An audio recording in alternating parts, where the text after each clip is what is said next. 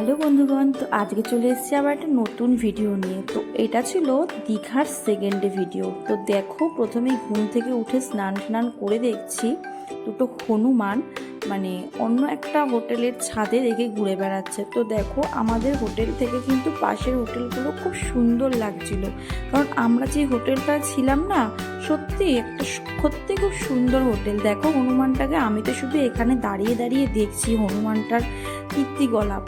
তো ও কিন্তু ওর আরেকটা বন্ধু মানে আরেকটা হনুমান বন্ধুর সাথে খেলা করছিল। তারপরে তো আমি একটু রেডি হয়ে গেছিলাম।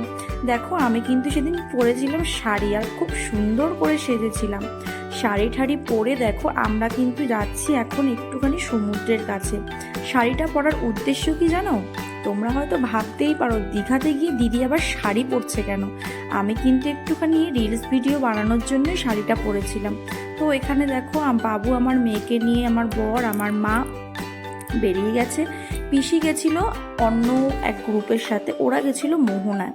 তো দেখো, তারপরে যাই হোক আমরা চলে এসেছিলাম বিচের কাছে। তো আসার পর তো সত্যি এত মনোরম পরিবেশ, সুন্দর রবীন্দ্রসঙ্গীত চলছিল, আর সবাই সমুদ্রের কাছে বসে সমুদ্রের ঢেউগুলো দেখছিল আর সুন্দর রবীন্দ্রসঙ্গীত শুনছিল। আমারও খুব ইচ্ছে করছিল বসে থাকে, কিন্তু মেয়েকে নিয়ে রোদের ভেতর অতক্ষণ বসবো আর ভাল লাগছিল না। তো এবার দেখো সমুদ্রের ঢেউটা, ও সত্যি এত সকাল বেলায় সমুদ্রের পাড়ে বসে ঢেউ দেখার মজাটাই একটা আলাদা। কারণ কি বলতো, বাড়িতে থাকলে তো সবসময় কাজ, সংসার আর বাচ্চা কাচ্চা সামলাও, সবার মানে অর্ডার শুনতে শুনতে না লাইফটা একদম বোরিং হয়ে যায়। তো একটু আলাদা রকম একটু পরিবেশ যদি চাও, সত্যি দীঘাতে গিয়ে কিন্তু খুব শান্তি। মানে কার কি ভালো লাগে আমি জানি না, আমার কিন্তু ঘুরতে যেতে খুবই ভালো লাগে। কিন্তু যাই হোক, আমি কিন্তু জার্নির ভয়ে কিন্তু খুব একটা ঘুরতে যেতে পছন্দ করি না। একমাত্র জার্নি, আর এখন আমার যেহেতু মেয়ে হয়েছে, মেয়েটা ছোট, তাই কিন্তু দীঘাতে কিন্তু আমার ভালো লাগে শুধুমাত্র এই সমুদ্রটার জন্য।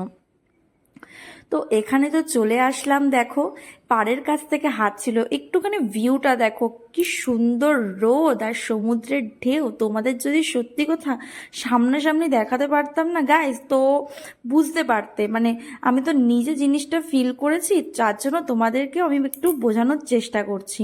তো দেখো, এইভাবেই আমরা পাড়ের নিচের থেকে আমরা হাঁটতে হাঁটতে চলে গেছিলাম আরও ওইদিকে, কারণ এই জায়গাটা ছিল বহুত স্যাঁতস্যাঁতে। তো দেখো, এইখানে কিন্তু আমার বর পা পিছলে পড়ে যাওয়ার মতনই অবস্থা ছিল। ও আবার আমাকে বলছিল যে তুমি শাড়ি পরে এসছো, তুমি কিন্তু পড়ে যাবে। তো দেখো, যাই হোক আমরা একটা সুন্দর জায়গায় চলে এসেছি। তারপরেই দেখো, আমার বর সামনে গিয়ে সমুদ্রের ঢেউ দেখছে, আর আমি তো একটুখানি রিলস ভিডিও বানানোর জন্য মানে কি বলবো, আর অনেক পাগল হয়ে করার পর মানে ফোনটা হাতে নিল, মানে অনেকটা অনিচ্ছা সহিতই। আর আমিও এদিকে একটুখানি কিছুটা যতটা পেরেছি একটু ভিডিও কোনো রকম মানে কি বলবো, আর চেষ্টা মেষ্টা করে কোনো রকম করে নিলাম, একটু ঘুরে নিলাম, একটু হেঁটে নিলাম, সব কিছুই করে নিলাম। তো তারপরে ফোন আসলো যে আমার পিসি চলে এসছে, আমরা চাবি নিয়ে চলে এসেছি। তো যাই হোক, ওখান থেকে আমরা তাড়াতাড়ি বেরিয়ে গেলাম একটা টোটো ধরে। তো দেখো, এইখানে কিন্তু যাই হোক আমরা আবার টোটোতে ধরে আমরা আবার রুমের দিকে ফিরছি। কারণ কি, পিসি চাবির জন্য ওয়েট করছে, কারণ চাবিটাও আমরা নিয়ে চলে এসেছি। তারপরে দেখো চলে এসেছিল আমাদের কিং, এটা হচ্ছে কি আমার এক দাদার ছেলে, সে কিন্তু তারাও কিন্তু দীঘাতে চলে এসেছিল। তো ওরা এসে আমাদের এখানে সকালে ব্রেকফাস্ট করেছিল, তো তারপরেই চলে এসেছিলো আমাদের সাথে দেখা করতে। তো ওর বাবা মাও এসছে, তো একটু পরে ওর বাবা মা আসবে, সেটাই ওকে বলছিলাম যে তুই ব্লগ করবি, তুই কি কি করছিস ওখানে একা একা, সেটাই আমরা আলোচনা করছিলাম সবাই মিলে প্রিয়মের সাথে। তো এখানে দেখো, আমাদের সঞ্জয়দা এসছে, আমাদের লালনদা ছিল, আমাদের দুই কাউন্সিলারই ছিল, ও তারপরে বৌদিও এসছিল। তো সবাই এখানে যাই হোক আলোচনা করছিল। আর আমার মেয়ে দেখো, মানে বৌদির কোলে না গিয়ে চলে গেছিল সঞ্জয়দার কোলে। তো আমি জানি না যে এটা কি করে পসিবল হলো। যাই হোক, দাদা হয়তো সবসময় আমার ওয়ার্ডে থাকে, আর আমার মেয়েও সবসময় আমার ওয়ার্ডেই যায় টায়। এখানে দেখো, দাদা আবার ওর সাথে একটু ইয়ার্কি মারছে, এদিকে ও আবার প্রিয়ম দাদার সাথে মোবাইল দেখবে বলে দেখো প্রিয়ম দাদার সাথেই আছে। তো ওরা এদিকে মোবাইল দেখছে আর আমার মেয়ে দেখছে যে এরা তো নতুন ব্যক্তি, এরা আবার কে, ও হয়তো এগুলোই ভাবছে। তো যাই হোক কিছুটা সময় পরও ঠিক হয়ে গেছিল, চলে গেছিল আবার ওর বৌদির কোলে, মানে ওর মামির কোলে। তো এখানেও বৌদি কিছু একটা ওকে দেখাচ্ছিল। তারপরে আমরা চলে গেছিলাম মানে 11টা সাড়ে 11টার দিকে রেডি হয়ে চলে গেছিলাম উদয়পুর বিচে। তো দীঘায় যাব আর উদয়পুর বিচে যাব না সেটা কি হয়? তো বিচে যাওয়ার পথেই একটা অটোতে উঠে গেছিলাম, ওখান থেকেই দেখো আবার আর যাওয়ার পথেই পড়ে গেছিল রেলগেট, ট্রেন পাস হচ্ছিল। তারপরে চলে গেছিলাম উদয়পুর বিচে। এই দেখো আমরা সবাই মিলে কিন্তু খুব এনজয় করতে করতে উদয়পুর বিচে যাচ্ছি। তো সবাই এখানে আলোচনা করছে সানগ্লাস নিয়ে, যে বাড়ি থেকে কেউ সানগ্লাস আনেনি। তো এবার চলে এসেছি উদয়পুর বিচে, এসে এখান থেকে সানগ্লাস কিনলাম, অনেকেই কিনলো সানগ্লাস। তো তারপরে আমরা চলে যাচ্ছি বিচের উদ্দেশ্যে।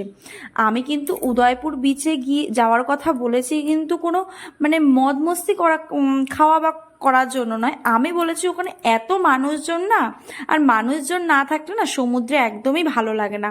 যার জন্য, কারণ উদয়পুর বিচটা কিন্তু মানে মদ মস্তি করার জন্য একটা মানে জায়গা, কিন্তু আমার কাছে সেটা মনে হয় না। তো যাই হোক দেখো আমার পিসিও এসেছিল, এদিকে আমার পিসি এখানে একা দাঁড়িয়ে আছে, আমার বড় দাঁড়িয়ে আছে। আর আমি তো ওখানে গিয়ে তো রিলস ভিডিও করার জন্যই পাগল, ভিডিও করার জন্য, ভিডিও শ্যুট করার জন্য পাগল। তো তারপরে কিন্তু একটা সুন্দর ঘটনা ঘটেছে। ঘটনাটা হচ্ছে সমুদ্রে একটা মাছ ভেসে এসছে। জানি না এটা হয়তো কোনো একটা সামুদ্রিক মাছ।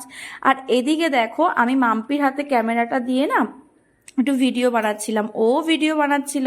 এই দেখো আবার আমি এখানে আরেকটু ভিডিও বানাচ্ছিলাম। এটা কেউ বলতে পারবে এটা? বলো তো আমি কি গানে রিলস করছিলাম, তোমরা একটু কেউ কমেন্ট করে জানিও প্লিজ।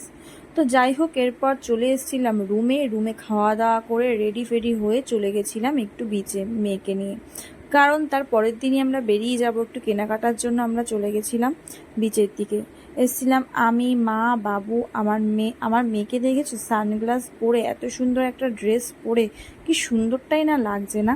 যাই হোক বাদ দাও, তো চলো এখন যাই। ও কিন্তু বিচে এসে কিন্তু ফাঁকা পেয়ে, কারণ দুপুরের দিকটা কিন্তু বিচটা খুব একটা লোকজন থাকে না, তো ওখানে এসে কিন্তু খুবই মজা করছে।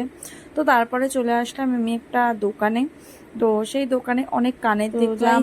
এরপর এই সব কিছু কেনাকাটা করে রুমে চলে এসেছিলাম। তারপরে আবার একটু রেডি ফেডি হয়ে দেখো এইভাবে আবার বিশ্ব বাংলার লোগোটার কাছে চলে গেছিলাম। ওখানে গিয়ে কিন্তু সারাটা সন্ধ্যা খুব এনজয় করেছি। তো আমরা সবাই রিলস ভিডিও করলাম, আমি, মাম্পি, মুন্নাও ছিল সেখানে, তো ও ফটো তুলেছে। তো এই করতে করতে খাবার দাবার নিয়ে চলে এসেছিলাম রুমে। তারপরে দেখো মাম্পি কিন্তু আমাদের রুমে এসে রিলস ভিডিও বানাচ্ছিল, তো ওটা দেখে দেখে আমার মেয়েও কিন্তু ওর সাথে সাথে নাচ করছিল। তো যাই হোক এইভাবে হাসি মজা আনন্দেতে আমাদের দীঘাটা কেটেছে, খুবই ভালো এনজয় করেছি সেকেন্ড ডেটাও। তো এখানে দেখো আবার মাম্পি আমাকে দেখে রিলস ভিডিও করছে। তো যাই হোক ভিডিওটা ভালো লাগলে লাইক করে দিও।